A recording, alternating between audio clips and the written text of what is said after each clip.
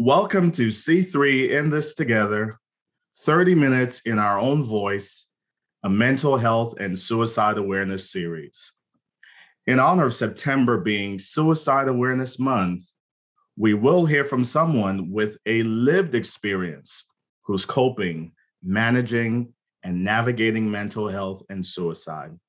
My hope throughout this series is that together, we will be the generation that ends the silence, the shame, and the stigma that surrounds mental health and suicide. Today, I'm so honored. Our guest is David Kendrick. David is a combat veteran, an author, founder of Lion Speaking Agency, and vice president of the DCAB chapter of the National Alliance on Mental Illness. This man is a wealth of resource. You're going to be inspired by his story. I am so glad, David, that you've taken the time to be a part of our series. So welcome. Thank you for having me. Very excited to be here. Very excited. Thank you. Wow. Thank you again, my friend. Well, let's jump right in. Feel free to tell us a little bit more about yourself. And then if we can move right into our first question, which is tell us your story. So again, tell us a little bit more than what I've said about who you are. And then if you would take some time to tell us your story. All right. Well, the story of David Kendrick starts on April 20th, 1987, born in Rochester, New York, and lived in the city and moved out to the suburbs with my dad. And around 2005, I was a senior in high school. Didn't know what I wanted to do with my life. I always say that I was better at football than I was at school. And, you stated earlier you're from Buffalo. I wanted to play football for the University of Buffalo and then get drafted to the Buffalo Bills. And that didn't happen. So it got time for me to get serious and decide what I really wanted to do with my life. So one day, riding home from school, I saw a big building with the sign United States Army, be all you can be. I walked in. Hey, I want to join the Army, and I want the most exciting job that y'all have. And that's when I became a Cavalry Scout. Little known fact about Cavalry Scouts, if you know who the Buffalo Soldiers are, in the 1800s, it was an all-black mounted cavalry unit riding in on horses, and that's where the term calling the cavalry comes from. I joined the Army at 18 years old in 2005, went to Iraq in 2006 at the age of 19, and June 17th, 2007, at 20 years old, I was shot in both legs by a sniper during an ambush. Life got crazy for me. After that, the bullet shattered my femur, hit my femoral artery, and caused severe nerve damage. I was left permanently disabled. I was able to keep both my legs. 3 years of physical therapy, over 15 surgeries. Got out the Army in 2010 due to the injuries. Moved back home to Rochester and just struggled with mental illness, PTSD, attempted suicide, drinking myself to sleep every day. And then I got educated. I moved to Atlanta in 2012 and got my bachelor's degree in business with a concentration in entrepreneurship. Then eventually moved on to get my master's degree with a concentration in project management. And I just started my own business, Lion Speaking Agency. And now I work as an advocate for those suffering from mental illness, especially here in DeKalb County. Found out about NAMI and put my name in the running to be vice president and was voted on as vice president. And it's been a blast ever since. Wow.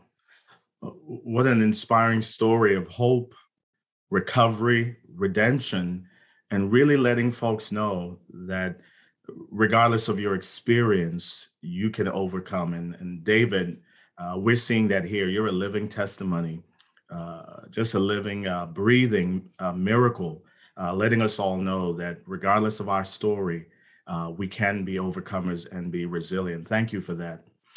Tell us some more about your experiences, having been in the Army and, of course, serving in the National Alliance of Mental Illness. Tell us some of your experiences surrounding mental health and suicide. Additionally, we know that currently there's a lot being said about the military. While we're not going to use this platform to address decisions surrounding military deployment, what do you want people to know about mental health and suicide among the military and the impact it has on your families? Okay. The last report that I saw from the VA stated that 17 veterans a day die from suicide. Now, I deployed to Iraq in 2006, and our deployment went from 2006 to 2008. The year in between, 2007, was documented by the New York Times as the bloodiest year of the war. That's when we seen the most action, and we had a lot of soldiers like myself who were injured in the line of duty, and then others who were unfortunately killed in line of duty. And where the mental illness comes from is just all that combat, all that trauma. Like the day after I got shot, my best friend, my roommate, Eric Lamar Snell, he was shot and killed. Wow. And I was laying in the hospital. And once I found that out, I had survivor's guilt because my best friend, he had children and I didn't. So here I am laying in bed, injured, but wishing that I was dead, and so my friend could live because he had children to get home to, and I didn't, and I still don't. Going to war, it's an experience unlike anything that the movies don't give it justice. The things that we see, the bonds that we make, but most importantly, what we come home with, it can't be unpacked. And with my injury, it's going to be a lifelong recovery, both physically and mentally. Because there's some things that you can't get over. For my example, I was shot by a sniper. I didn't know who injured me. I couldn't put a face on whoever injured me, right? And so I live with this constant fear that the sniper is still out there waiting to finish the job that he started in 2007. Oh. How realistic is that? Not realistic at all. Probably 0% chance that's going to happen. But in my mind, I have this scenario that I can't get rid of, that on that day, he didn't shoot to kill me. He shot to wound me so that later on in life, when I'm enjoying life and fulfilling all of my goals that I want to, he can come finish the job. And that's just this scenario I have in my head.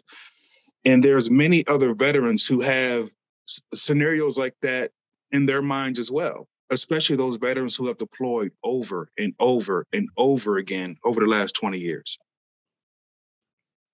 Wow, thank you for sharing. And let me say this, and so often those of us who've not been to war, we've not enlisted, we don't understand the full impact of what you and so many other veterans have done. And we can't communicate and put into words as we should. But let me pause right here and say to you, as heartfelt as I can, thank you for serving our country. Thank you and so many others for giving of your life. And you've said it, for some, this will be a lifetime journey surrounding mental health awareness and mental illness and living with some of what you're living with. But thank you on behalf of the public, those of us who will never fully understand, and many of you veterans who are watching, please hear as much as we can communicate. We don't have the right words. We don't have the right framework. But many of us, and so many of us, want to communicate again to you.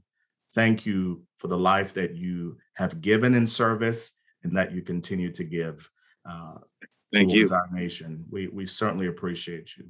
What would you say to someone or a loved one who has been impacted by suicide, a survivor, or maybe someone who may have suicidal ideations? So again, that's kind of a threefold question right there, right? So what would you say to someone or a family member who's been impacted by suicide or mental illness? Maybe someone who's been a survivor. And then we may have some who may be thinking about, who have suicidal ideations. What would you say to them, David? Life goes on. Life gets better. When I was injured, one of the first things that my mom said to me, "No weapon formed against you shall prosper." When I got home, I dealt with a lot of different things, and my mom didn't know how to react. She didn't know exactly what to say. She didn't know what she was seeing because I was the first person in our family to join the military. And one thing that I'll never forget, one night I got really drunk. I didn't feel like living at all. So I put a bunch of pills and a bottle of Bacardi. I drank it all and I drove myself to the hospital. And I didn't want to talk to anyone. I just wrote a note at the front gate saying, hey, I'm highly suicidal. This is what I just did. Hopefully you guys can save my life. I got to the hospital and I blacked out. And when I woke up, I was in this room and my mom was there. And just the look on her face is something that I'll never, ever, ever forget. And even though it was a failed attempt at a suicide, because I could have died on the way to the hospital because I was so drunk and just didn't want to live. And I seen the look in my mom's eyes and I thought, I can't do this to my mom. I can't, especially not after surviving getting injured. And then after that, me and my mom built this really, really close relationship. She took me to church and we started singing together in church, and our bond became really close. So that life does go on after a failed attempt. If you know someone who has committed suicide, what you can do is reach out to others. Because the reason I started my business is because this is my therapy, talking about it, because it takes a lot of bravery to get up and spill your guts and talk about your deepest, darkest fears. But you never know, never know who in your audience will be inspired or who is thinking about attempting a suicide and say, okay, I just heard David's story. I don't want my mom to go through that. I don't want to go through that. I don't want to put any of my loved ones through that, because it's the people that you are closest to that are hurt from your suicide. So together, life goes on with you, the people that you love the most, and the stories that you tell after you've experienced something like that. Wow, thank you for sharing. And let me say this, David. I am so glad, we are so glad that you stayed. And I want to say that again. We are so glad that you stayed. And we want you to know that we value you, we hear you, we see you. Thank you for continuing to stay and share your story. And you said it so correctly, David, that so many people are going to be inspired by your story. And I believe firmly that someone or many people watching who may be thinking about taking their life by suicide, they're going to hear your story and they're going to make the decision to stay. And I want to say that to someone that's listening. Maybe you find yourself in a dark place, and David has shared his story. You find yourself in a dark place. Please know that we're coming into that dark place with you. And what we want to do is we want to turn on the lights, and we want to let you know that we see you, we hear you, we value you, and we want you to stay. The world needs you. These dark times, we need you to stay. So someone listening, please hear us. Please hear David's story. Please hear us from this series. This series is more than just a series. This is an opportunity for you to hear how much you are needed in this time. David, for our next question, what do you want people to know about managing our mental health? It's day by day, a day at a time. One day at a time. You know, I said earlier that I'm still recovering physically and mentally from my injury in Iraq, because I still have some days where I don't feel like being here. We talked earlier with the connection that we have, you from Buffalo, me from Rochester.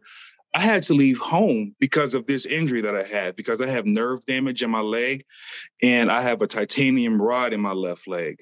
And thankfully in Atlanta, it doesn't get as cold as it does in Rochester. But I have to manage my mental health day by day. And when I was a member of Toastmasters, I had a speech that I gave called Mental Health Millionaires, and keep people around you that are mentally so healthy that they have millions of mental currency to give to you. Somebody who's always cheerful, somebody who's almost so cheerful it gets on your nerves, it makes you sick. Wow. You can only take it in small doses at a time. But those are people who are going to be so cheerful no matter what you're going through in your life. Just hearing them speak or just being around them is going to bring you out of your funk, because your mental health, sometimes being around other people, it can be contagious. Wow. And if you're sad, that can bleed into somebody else's mood. And then what happens when two people get sad? They get drunk together. That's when those negative thoughts creep into our minds. And that term liquid courage, it also gives people courage to try to commit suicide like I did. So to try to manage your mental health day by day, stay around people who are happy, stay motivated. Most importantly, what I do, look at where you were compared to look at where you are now, and look at where you're going. Because I tell you what, every day I wake up now, I'm excited about something else. Yes. Like earlier this morning, I just spoke with a representative from the DeKalb County Schools about a program that we're trying to bring to DeKalb County. Earlier this week, I talked to the police department in Chamblee about bringing NAMI Homefront here to DeKalb County to help other veterans. And I used to be in a place where I didn't want to live anymore. Now I can't wait to go to sleep and wake up the next day so I can have conversations with great people like you. Wow. So managing that mental health, it's a challenge day by day. So keep you a mental health millionaire in your pocket. Hey, have that phone call with them. Just say, hey, I want to talk, because that positive energy is contagious. Wow, David, I'm telling you right now, I'm stealing it from you. Mental health millionaires. I don't know if I'm going to give you credit. I don't know if I'm going to plagiarize, but I am taking that and I am running with that. Keep you some mental health millionaires. They got enough mental currency to give to you and still be very mentally wealthy. I'm telling you, it works. Oh my goodness, man, that just resonated with me. Did you hear that, my friends? Keep you or have around you some mental health millionaires that have so much currency that they can deposit in you, that they can be healthy themselves, and you can receive of that currency of health and wellness and hope. Man, that was powerful. And my friends, if you're watching, I want you to type that in the chat once this hits social media. And make it clear that we need to have some mental health millionaires. That's the first time I'm hearing that. And like I said, I'm stealing it. It's now mine. Forget about you. Messing with you, my friend. But that really resonated with me. Well, as we begin to wrap up our time together, 30 minutes in our own voice, a mental health and suicide awareness series. What do you want people to know about suicide awareness? And I also remember reading your story, maybe in your book, which we'll mention in a little while, or in another presentation. You mentioned how you had the opportunity to step in when one of your comrades had thoughts of suicide. So tell us a little bit about suicide awareness. What do you want people to know about suicide awareness? Yeah, in our community, in the veteran community, we deal with so much trauma, so much stress, so much pressure, not only to be a provider to your family, but to defend the country. Wow. And now that 20 years of that combat is over, veterans have 20 years of trauma. Wow. Even if you didn't deploy to Iraq or Afghanistan, you know somebody else who did, or you may even know a veteran who has committed suicide. And the thing about mental health, and in the military, we call it the invisible war. You can't see it. You can't see it. And sometimes people can put up a good front. And then the next thing you know, you're hearing about that they're in the hospital, or they unfortunately have committed suicide. It's really hard to manage. And what we can do as human beings, just be nice to people. Wow. And it's so simple. You never know what you may say to someone or what you may do for someone that will walk them off the edge. Wow. Sometimes it's just lending a hand. There's just lending an ear. Just listen. A lot of people just want to be listened to some of the time. And I know here at NAMI, we provide a lot of programs for people who just want to be heard, peer-to-peer group, family to family. I'm looking to bring NAMI Homefront to the group so I can talk with other veterans, because you never know what veteran you may talk to who is on the edge of suicide, or who you may talk to who said, hey, man, I had these plans, but talking to you, let me explain to you what I'm going through now. And with this current pandemic that we're living in now, people are feeling the pain emotionally, Yes. physically, mentally more than ever. Like people are burned out at work and feel like they can't make it, are struggling to live day by day. You never know what you can say to somebody that may save their lives. And, people who I had someone come to me, a fellow veteran, and say, "Hey, man, I've been going through this. I don't know how you did it. You're so strong." I say, "No, man, I'm with you in that same boat sometimes. Sometimes I still feel suicidal as well. That's when I grab myself a mental health millionaire and say, hey, let's talk. Let's go out to coffee. Because mental health healing from that, for some people like myself, it's going to be a lifelong journey. Wow. Lifelong. But I don't want anybody's mom to go through what my mom went through when she saw me in that hospital room that day. So the most important thing you can do when it comes to suicide prevention, be nice to people, Yes. let them know where resources are available, and find your local NAMI, because there may not be a David Kendrick there, but there may be, I don't know, a Steve Smith or, a John there that you can talk to. So Wow. find out what resources are available to you and tap into them. Don't be embarrassed to let people know, hey, I'm struggling. Wow. Well, thank you for that, David. I love that. Just be kind, right? There's a lot being said about suicide awareness and mental health awareness, but really, very simplistically, just be kind to people. And we know that empathy is getting down in the dark places with someone who's suffering and letting them know that they are not alone. So let's be mental health millionaires. Let's be people of empathy. Yeah. Let's be people who give other people opportunities to share their stories and be that safe place. Well, my friend, our time is coming to an end, but how can people reach out to you and tell us about your organization? Also, I want people to know about this amazing book that you have put out, sharing your story. And David, I got me a copy because, of course, I wanted to support all of what you're doing and your work. But tell us how people can reach out to you. Tell us about your organization. And of course, Okay. when can they get a copy of this book? All right. So I am a professional speaker. Now that we're coming out of the pandemic, the opportunities are opening back up. So you can find me at www.dkendrickjr.com, or you can just come visit me right here on Facebook under my name, David Kendrick.